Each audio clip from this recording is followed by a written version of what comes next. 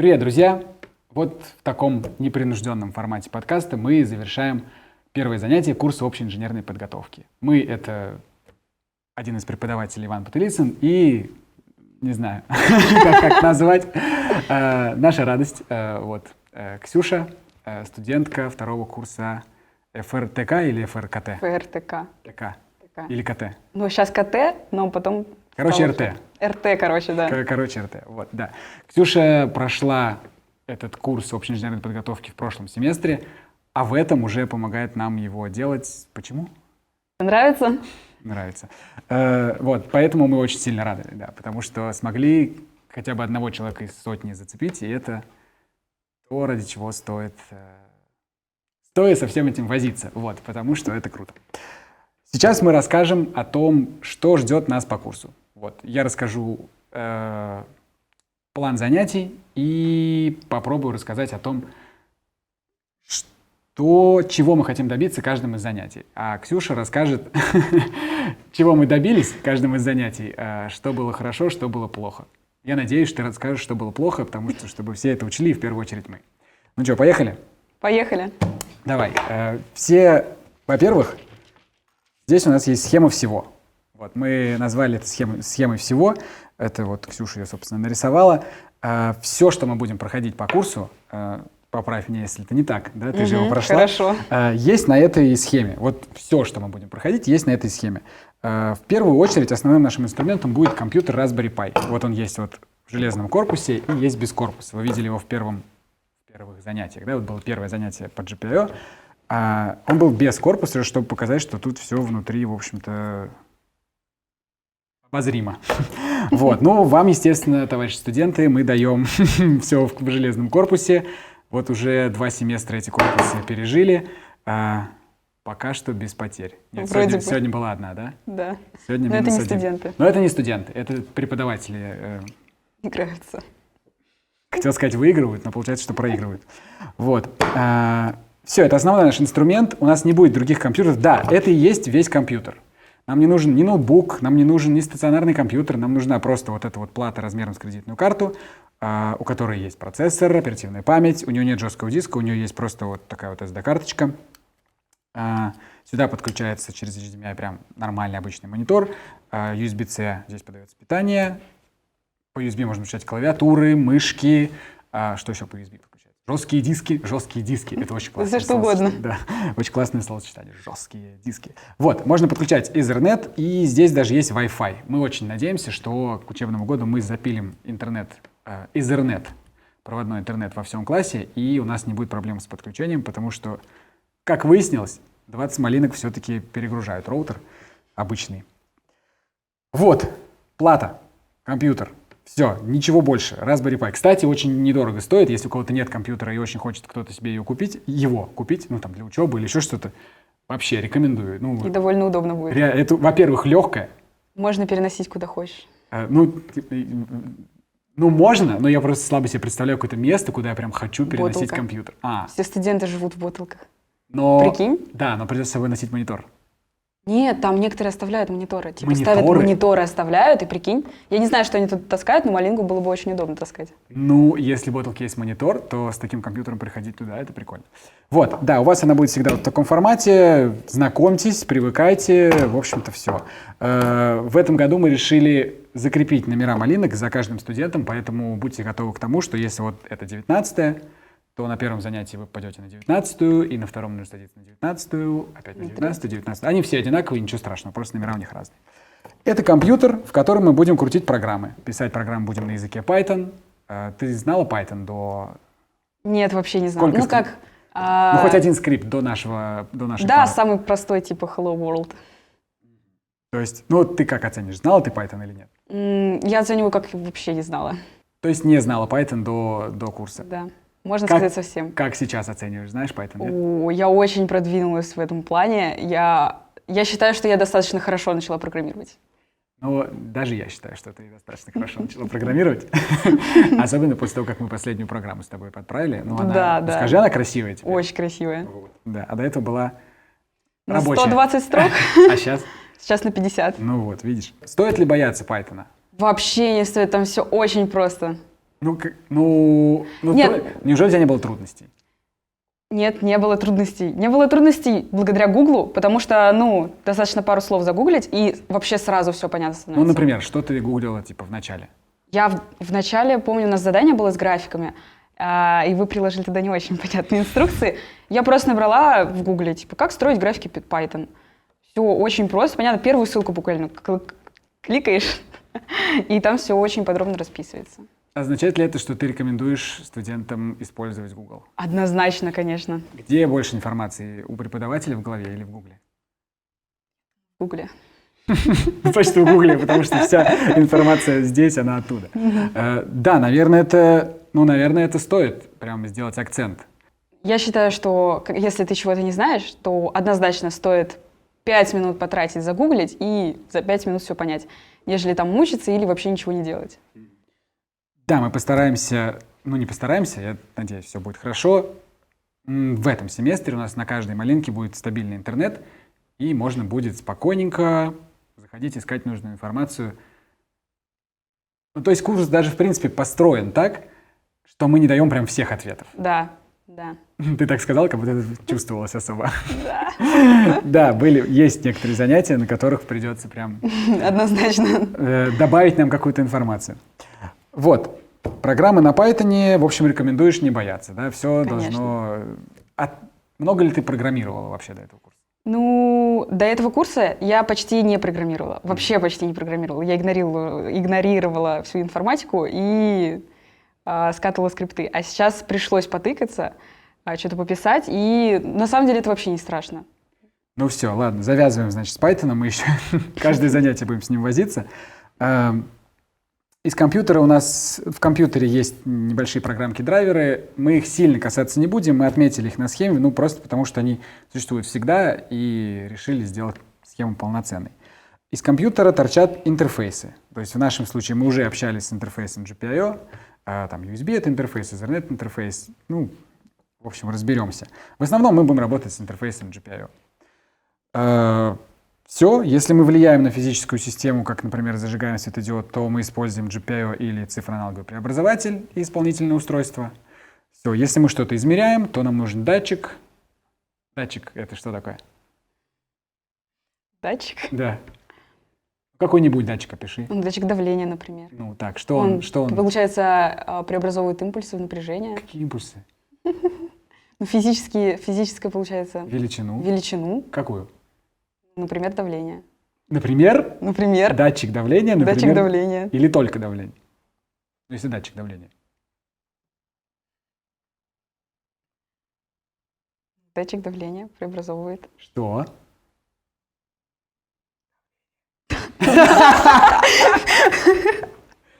Давление, да. Во что? Напряжение. Вот, напряжение, правильно. И куда мы подаем напряжение? На АЦП. На АЦП, все. Дальше мы, значит, при помощи АЦП оцифровываем напряжение и получаем данные. Данные мы обрабатываем, строим графики, глядим на них. Кстати, он сильно смотрит на данные и слабо смотрит на программу. Почти не смотрит. Он, получается, программирует вслепую уже. Вот. Он — это студент, это вы. Это вы, это мы, это ученые и так далее. Что-то мы так долго обсуждаем эту схему, как будто запутались. Уже пора ладно, все, давай, переходим уже к сути. Еще раз кратенько, чтобы все было понятно. Итак, в этом курсе основной инструмент — компьютер Raspberry Pi. Из него есть выходы GPIO, которые мы запрогаем и так далее, и превратим в ЦАПы. Есть исполнительное устройство, у нас это будут лампочки, моторчики и прочие, и светодиоды. Есть физические системы, которые мы пособираем кучу всяких разных. Есть датчики, которые мы... У нас их не так много. Подключаем, да. Мы напишем АЦП, считаем компьютером данные, соберем их, сохраним, обработаем, построим графики. Для этого всего мы напишем программы, и потом еще все это оформим в отчеты и сдадим. Будем классные инженеры, ученые. Все, давай план курса. Опа, врезалась куда-то наша штука. Весь курс — целый семестр. Почти 15 занятий. Их чуть меньше, на одно, да?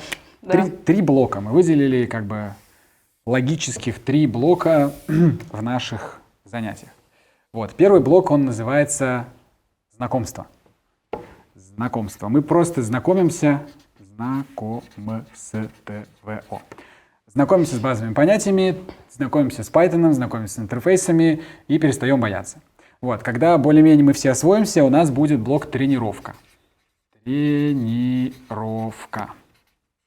Вот, мы возьмем базовые понятия и будем их крутить, вертеть для того, чтобы получать какие-то вещи, которые будут понятны уже людям. Если здесь мы, как люди, будем учиться общаться с компьютерами, то здесь мы, как люди, будем учиться общаться с людьми, предоставлять информацию для них.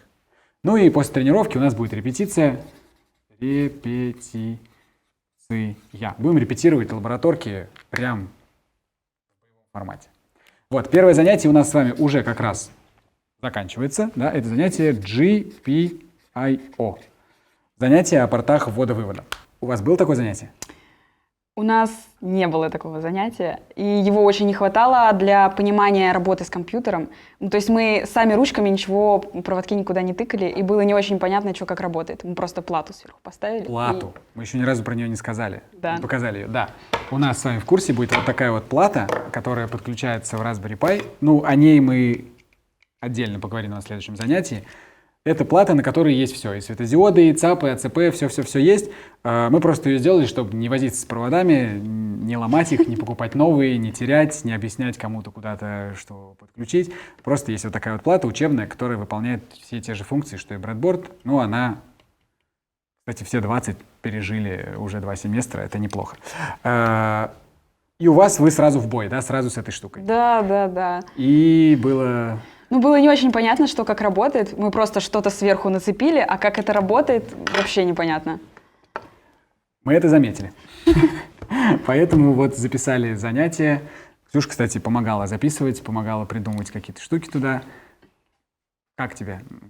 Мне кажется, это очень интересно и очень важно для понимания работы компьютера. Ну, держим крестики, Да. надеемся, что зайдет, надеемся, что мы с ребятами преодолеем порог входа в эту нашу область. Все, второе занятие. Отдельно мы как раз посвятим вот этой вот плате, назовем его плата. Да? Плата. Разберем все блоки, которые здесь есть. Там LEDs, DATS, компаратор и AUX. Узнаем, что у платы, оказывается, есть еще обратная сторона. Пригласим в эту студию. Да, это можно назвать. Это, кстати, не то, что студия. Именно здесь, прям в этом классе мы с вами и будем заниматься. Да, либо уже занимаемся. Да? Такие дела. И поговорим с создателем этой платы. Он нам ответит на все наши вопросы. Потом оставим его телефон, будете ему звонить. Зачем мы выделяем целое занятие сюда? Потому что это наш тоже основной инструмент, как компьютер и вот эта плата. Правильно? Мы же больше ничем и не пользуемся. Да, больше ничем. Клавиатурой и мышкой. Но это уже не считается. И головой. Самое главное. Все, GPIO-плата. Следующее занятие вообще опасное, конечно. Следующее занятие называется гит. Да. Пользуешься гитом? Да, однозначно да. Очень часто пользуюсь. Вот у нас было занятие, и, по-моему, ты даже сказала, типа, выкиньте все свои флешки. Потом... Я реально вот после этого занятия я ни одного раза больше не пользуюсь флешками. Я всегда пользуюсь только гитом.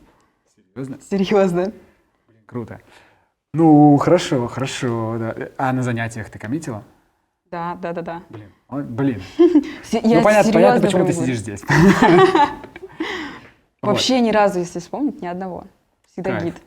Но это занятие получилось, честно говоря, не очень. Я записывал видео к нему, и я там попробовал новый стиль, сделать вид, как будто все просто, и так чик-чик-чик по верхам, чтобы оставить прям, чтобы люди прям гуглили, делали паузы, думали. Ну, не знаю, мне кажется, видео достаточно хорошее, потому что, ну, это сначала кажется, что сложно, а потом ты, когда пользуешься, когда несколько раз вбил несколько команд, там уже все становится достаточно понятно и логично. Ну, будем надеяться. Ну, я слышал отзывы, что тяжеловато и сложновато, и паузы нужно делать. Просто этим надо пользоваться не один раз, а несколько. Ну, я понял. Ну, короче, если вдруг что-то будет непонятно, ну, мне говорили, что вообще ничего не было понятно. Да ладно. Да? Не знаю, мне было непонятно на самом первом занятии, когда я вообще ничего не сделала. Вот, с гитом. Да, когда я пришла сюда, что-то надо было сделать, я абсолютно ничего не сделала. Но я потом домой пришла, раза 2 пересмотрела видео, И все, один раз получилось, потом это просто надо повторить несколько раз, и уже на автомате идет. Ну да, здесь нужно просто привыкнуть. Да, К другому. да. Там понять нельзя, мне кажется, только привыкнуть. Ну, да. Вот, в общем, опять же, доверьтесь. Мы от вас далеко, вы скажете, что это за дядьки такие. Вот есть живой пример, который не знал Гита, а теперь знает. Ее контакты мы тоже оставим, ей тоже пишите. Вот. Все, в знакомстве осталось 2 основополагающих, получается, таких прям занятия. Ну, наверное, с теоретической точки зрения самые важные. Это 4-е занятие, это будет ЦАП. Помнишь, да, как расшифровывается? Цифра, аналоговый преобразователь. Цифра, аналоговый преобразователь, да. Это инструмент, который из компьютера, из цифрового устройства выдает аналоговое напряжение. Разное, да, там от 0 до 3,3 вольт. На следующем занятии мы покажем вам, как его, просто продемонстрируем, что его действительно можно создать, что оно действительно влияет, там, в нашем случае, на яркость лампочки, скорость моторчика и так далее. Есть целое отдельное занятие, мы погрузимся в теорию этого дела, расскажем, что как, расскажем, как программировать, и надеемся, что больше вопросов у вас не будет. По-моему, даже про частоту дискретизации мы там расскажем. Это то, что мы упустили. Вот частота дискретизации... Нет, вы говорили на наших занятиях, но это было очень вскользь. Очень, да. Типа сказали и забыли. И забыли объяснить. Забыли объяснить. Ну, надеюсь, что все пойдет нормально. И последний пункт знакомства — это АЦП. Догадались, как расшифровывается АЦП? Аналого-цифровой преобразователь. Тут всего 2 буквы поменялись.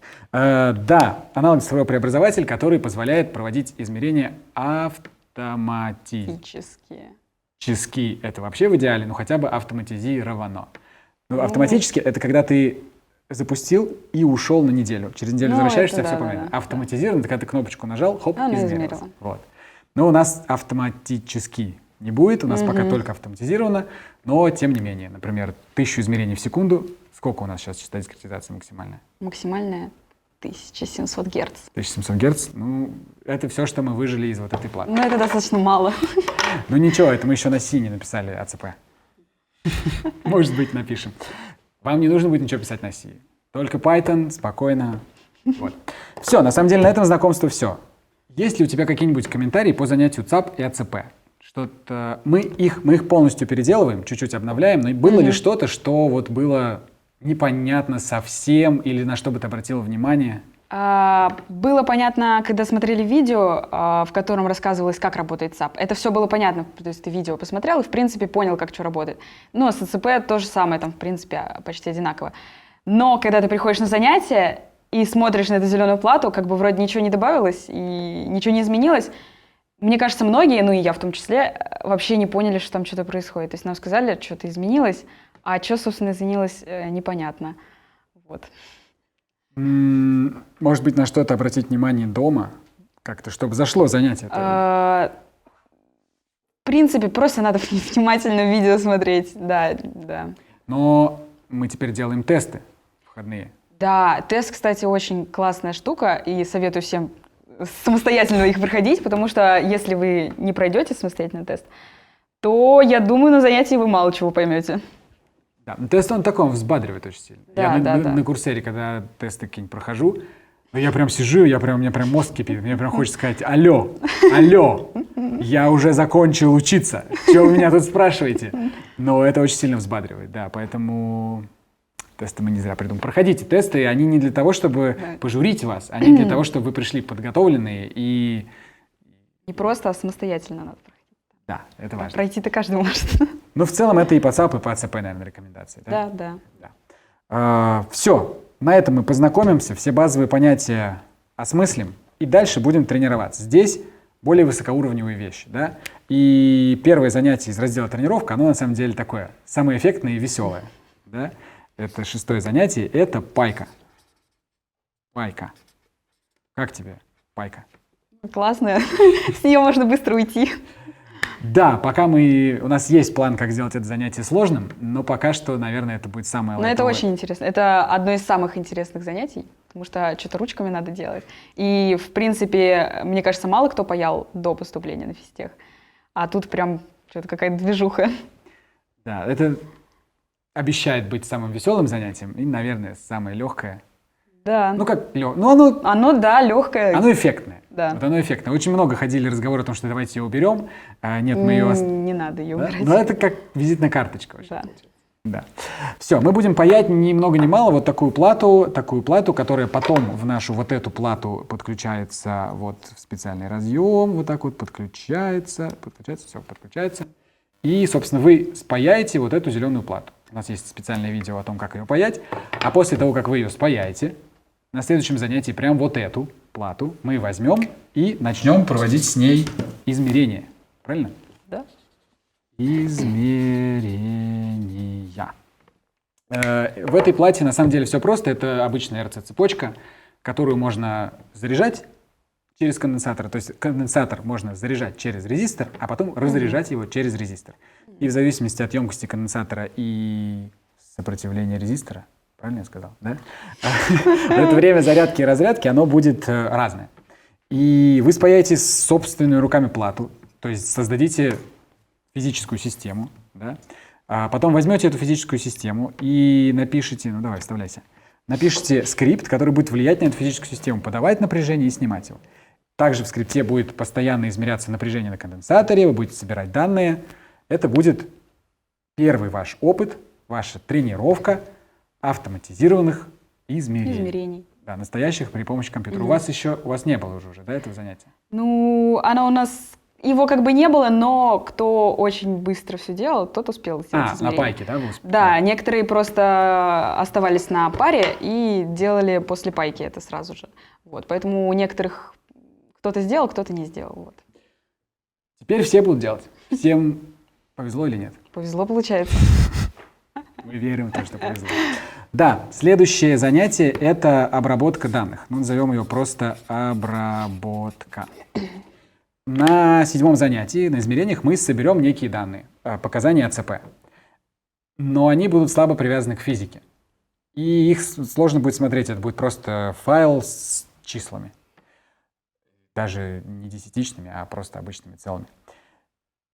Так вот, на занятии по обработке данных при помощи Python, прямо здесь, прямо на Raspberry Pi, мы построим графики, добавим сетку, переведем номера отсчетов в секунды, переведем отсчеты АЦП в вольты.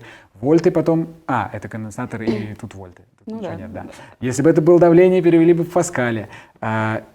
Про калибровку, наверное, что-то, может быть, расскажем здесь. Я думаю, да. И так далее. И, в общем, здесь мы научим вас... Ну, как научим? Мы попытаемся научить. Научим или нет, зависит от вас тоже. Мы же тут как бы команда. Расскажем, как представлять данные для людей. То есть не собирать данные для инженеров, которые могут погрузиться в них, покопаться и как в матрице найти какие-то ответы. Нет, люди любят графики, картинки. Я люблю графики больше, чем цифры. Расскажем, как это делать. А в следующем занятии, это будет 9-е занятие, мы напишем отчет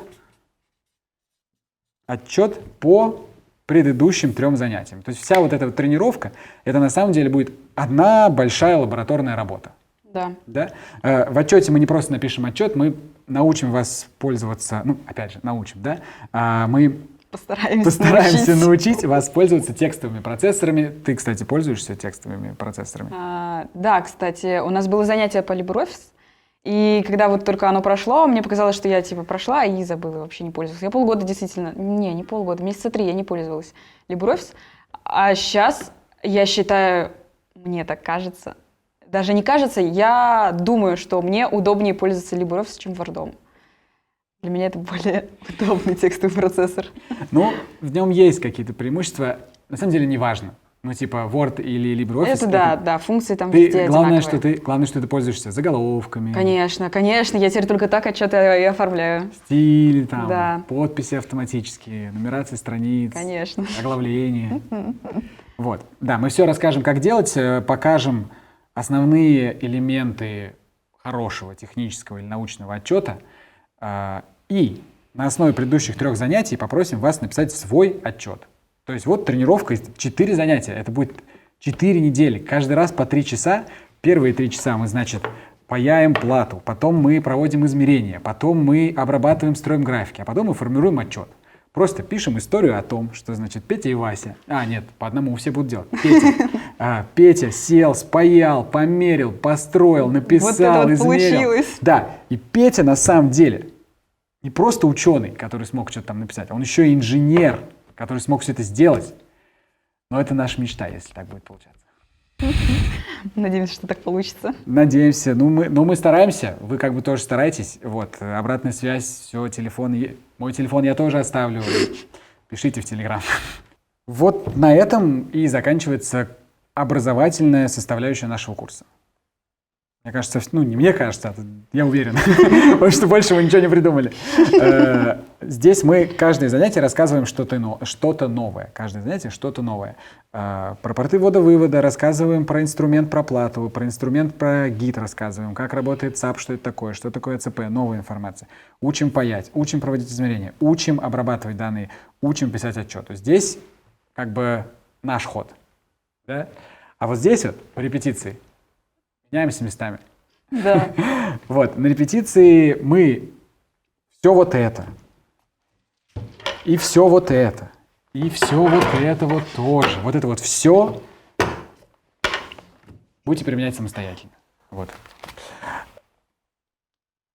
Специально придумали лабы, достаточно интересные, достаточно разнообразные. Постарались, ну как старались, это даже не мы старались, это целое поколение назад старались этим физическим системам, которыми мы будем пользоваться, на самом деле лет 30 уже. Вот. Смешно. Но мы их подчистили маленько, разукрасили, чуть подуменьшили, потому что стали компьютеры побыстрее, попроще. И суть не изменилась. Физические системы остались, а они как были, на самом деле, при Ньютоне. Так и есть. Да, так что их как бы сложно новые какие-то придумать. А вот способы, которыми их можно изучать, и та легкость, с которой сейчас можно их изучать, она вдохновила нас создать этот курс. И вот мы надеемся, что чуть-чуть мы вас этим заразим, и вы тоже теперь будете щелкать любые измерения, как орешки. Давай просто расскажем, какие есть лабы, не вдаваясь в подробности, потому что там будет, когда что узнать. Значит, первая лаба у нас — это артериальное давление. Артериальное давление. Так, артериальное давление. Вот. Что там нужно будет сделать? Ой, там нужно будет просто померить свое артериальное давление. Ну вот как у терапевта. Да. Но, и снять измерения, да, то есть записать их, потом проанализировать. Не вот этими штуками, а измерить при помощи АЦП. Да, и дальше проанализировать. Вот, вторая лаба — затопленная струя. Да. Затопленная струя. Затопленная струя. Это мы над ней больше всех бьемся с тобой, да? Да. Вот. Это лаба, где моторчик такой в заставке крутится. Вот. Мне она больше всех нравится, на самом деле. Но она самая эффектная. Да, потому что там нужно не просто что-то измерять, там нужно крутить моторчиком штуку. Получается полный цикл схемы. Да, это прям все по нашей схеме всего. Третья лаба называется... Распространение волны. Скорость волны. Ну, давай напишем скорость волны. Да, скорость волны. Скорость волны. Это установка, из которой вытекает вода в заставке. Там мы будем измерять уровень воды, записывать в зависимости от времени, и потом считать, с какой скоростью волна на поверхности распространяется. Да. Когда мы за герметиком замазали эту штуку? Вчера. Ну, надежно замазали. Надежно. Я, кстати, сегодня днем посмотрела, действительно. Чё? Я воду не заливала, но так вот посмотреть по щелкам. Там вроде все четко. Ну, будем надеяться. Прозрачный купили, чтобы было красиво. Вот. Четвертая лаба называется... Спектр. Спектр. Ну, спектр, конечно, заставки. Самая красивая. Да, спектр. Радовались, когда снимали. Там все... Ну, там сложная обработка, на самом деле. Там сложная обработка, и мало чего ручками надо будет делать, но зато, мне кажется, это очень интересно в плане обработки данных. Ну да, там очень неожиданная штука, что обычной фотокамерой можно делать прикольные вещи. Да. Вот, это не обычные фотокамеры, фотокамеры с телефона. Да, ладно, чуть-чуть потом будут лабы, накидаем спойлеров сейчас. И пятая лаба — это... Звук. Скорость звука. Скорость звука. Скорость звука. Ну, это серьезная. Да, серьезно. Давай оценим, какие из них готовы на сегодня. Ну, артериальное давление точно готова полностью. Готова, Так, мы её затопленная сделаем. струя, я думаю, ее тоже можно считать готовой. Ну, даже Не отчет можно написан. считать, а она готова, Всё, там да, даже она отчет готова. проверили даже уже. Да, Все, всё. готово. Скорость волны. Скорость волны, она, в принципе, готова, но там еще данные не проверены. Короче, скорость волны под вопросом. Да. Ну, нет, мы замазали герметиком, там уже все хорошо. Да, там уже все хорошо, и, Спектр? в принципе, спектр полностью готов. А отчет? Ну, отчета нету, но он готов. Ну, а по скорости волны отчета тоже нет. Нет, отчет, он есть частично, да. Ну ладно, спектр это тоже точечку поставим. Да. Ну и скорость звука. Ну, скорость звука самая пока что проблемная. Пока что поставим здесь вопросик. Да, Или минусик. Давай вопросик. Вопросик. Вот. Ну, у нас с тобой целый... Как с тобой? У нас у всей нашей команды. Ну, если учесть, что лабы делаешь в основном ты, то у тебя. Еще есть целый, ну не семестр, получается Полсеместра. 9 недель для того, чтобы сделать скорость звука. Да. Ну и ладно, я думаю, справимся. Столько уже Я тоже так перепробовали. считаю. Мы столько уже перепробовали неправильных вариантов, что остались только правильные. наверное. Да. Все, вот 5 лабораторок, каждую из которых вам придется сделать. Мы поделим вас на команды. Предположительно, в команде будет 3 человека. Это один программист физической системы, да, то есть тот, который влияет на физическую систему и собирает данные. Один Да, будет программист, да. который уже обрабатывает данные. Ну и пишет начальную, наверное, с помощью кого-то программу, чтобы уже Ну да, собрать эти ну данные. вроде как по плану мы дадим ребятам пример данных, которые нужно собрать, и тот, кто обрабатывает данные, сядет и начнет. Уже будет понимать, что Да. делать надо. То есть ему там условно за 3 часа, можно, конечно, будет доделывать дома, но желательно все успевать за 3 часа. Ему нужно обработать данные. Если он написал хороший скрипт, который обрабатывает данные, то если к концу занятия его товарищ уже написал скрипт, который собрал данные, то ему нужно просто подменить файл Да, и хопа, да, уже да. отчет. А еще один товарищ сидит и попиливает отчет уже Да. сразу, да, и рассказывает всем, что на самом деле нужно сделать. Да. Это очень удобно. Да, делает фотки установки, добавляет их сразу картинками в LibreOffice и так Да, далее. наверное, самый главный. Ну да. Вот. Казалось бы, да, человек, который пишет отчеты, самый скучный, а нет, он самый главный. Самый главный. Вот. Ну, так работает в жизни, вот. Поэтому можете верить, можете нет. Да. Слушай, ну, отметим, да, что ты же с РТ, Да. и у вас всего вот этого богатства Не не было. было. Очень, да, сожалеем. Но мне кажется, очень много РТшников сказали, ну, общалась там с ребятами, мне кажется, очень многие хотели бы, чтобы у нас были лабораторки. Даже некоторые потом предлагали, блин, было бы классно сделать в командах, а тут, оказывается, такое есть, просто у нас РТшников этого нету. Вот. Ну, давай, да. мы скинем это видео вашему замдекану. Ага. Вот, пусть посмотрит, пусть узнает, что мы преподаем. Ну, мы надеемся, ну, в наших интересах преподавать полный курс, потому что, когда мы заканчиваем вот здесь, это прям, ну, аж грустно. Очень Ну, реально, печально. это Очень вот печально, да. самый движняк начинается. Все, научились, давайте... Только разгоняешься. Да, давайте повеселимся и... Э, Вот. Давайте делать везде одинаковый курс. Все, это самое. Вот тебе задание на следующий семестр. Продвинуть. Продвинуть, продать. Вот.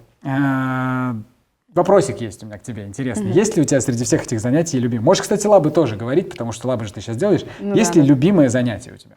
Любимое занятие?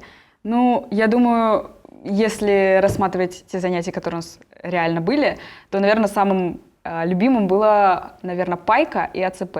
Пайка, потому что это интересно и прикольно, а АЦП, потому что ты делаешь что-то вроде не особо сложное, но когда ты это делаешь, ты, блин, потом осознаешь такой, я вот это сделал, это же так круто, и оно действительно работает. И это не просто что-то там, программа какая-то, а там действительно что-то происходит. Вот. А самое важное занятие, и мне кажется, занятие, которое пригодится абсолютно любому студенту, даже которому, возможно, это не очень заинтересует тема или будет немножко трудно. Мне кажется, занятие по обработке данных пригодится абсолютно любым студентам, потому что у всех есть физлабы, и я после прохождения этого курса однозначно могу сказать, что теперь я все физлабы буду делать вот по этому курсу, именно использовать те знания, которым меня научил этот курс. Вот так я считаю. Ну все теперь придут на обработку данных. И, Да. да, везде, приходите везде интересно. Есть нелюбимое занятие? Нелюбимые занятия? Нет, я думаю... Ну, у нас были у нас были, потому что дистанционные, поэтому, наверное, были нелюбимые. И они были самые первые, поэтому даже не было понятно, что это за курс. Вот. И мне кажется, если бы они были очные, возможно, было бы более интересно. Какое-нибудь, может, самое скучное есть? Самое скучное.